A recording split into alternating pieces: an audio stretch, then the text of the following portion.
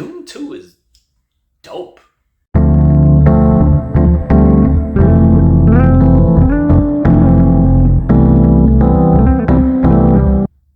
Hello, welcome to Just My Thoughts. I'm your host, Khaleel Ward. On this episode, I'll be talking about Dune 2.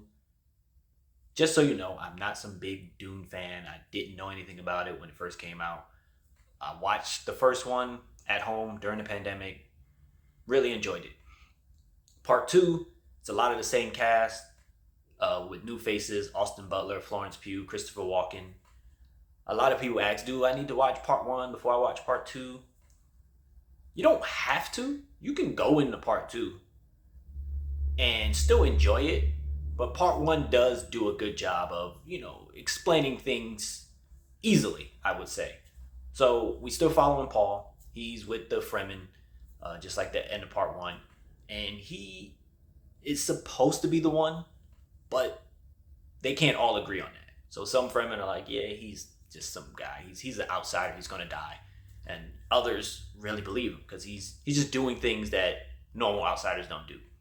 But Paul is not trying to hold that over people. He's not trying to be the one per se. He wants to learn their ways. He wants to be Fremen. So he goes about it the right way. They start showing him different things he has to complete in order to be a Fremen. And one of the tasks includes riding a worm. And that sequence is so dope. It looks so pretty. It sounds really good. The movie is just beautiful to look at. All the scenes are beautiful. The way it's shot is beautiful. And him riding the worm for the first time is so well done. His mom is also doing her own trials and tasks because they asked her to be the new Reverend Mother. And you can look at Reverend Mothers as witches per se, because they can use the voice and get people to do stuff, and they can, sometimes see visions as well. So his mom is going through things, so he's not always with her. Kind of like in the first movie, he did spend a lot of time with her after everything happened. In this one, they are doing their own thing. They're on their own paths, to the same thing. And Paul keeps having these visions, but he doesn't really want to go through with them because what he sees is not good. So when people suggest to do certain things, he's like, nah, I can't do that. He doesn't tell everybody what he sees is not good, but certain people close to him, he's like, I don't want to do that. I can't do that. I can't do that. And he keeps pushing it off. On the other side, you have the Baron, who, they took over Dune again, and he sends Batista's character, his nephew, yo, get the spice up and running again so we can, do what we do.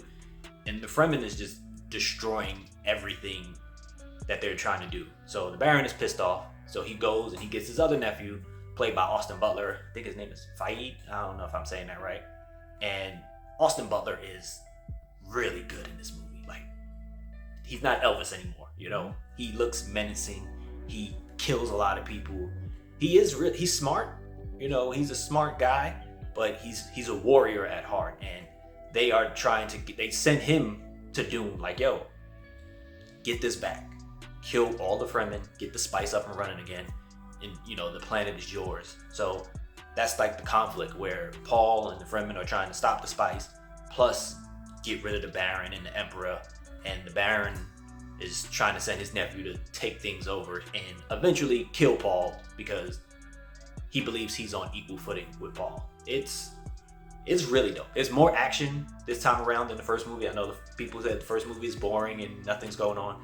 I would say it's more action. There's more worms, and it's really cool when they come out. And I really enjoyed it. I thought it was a really dope movie. Again, it looks beautiful. The cast is great.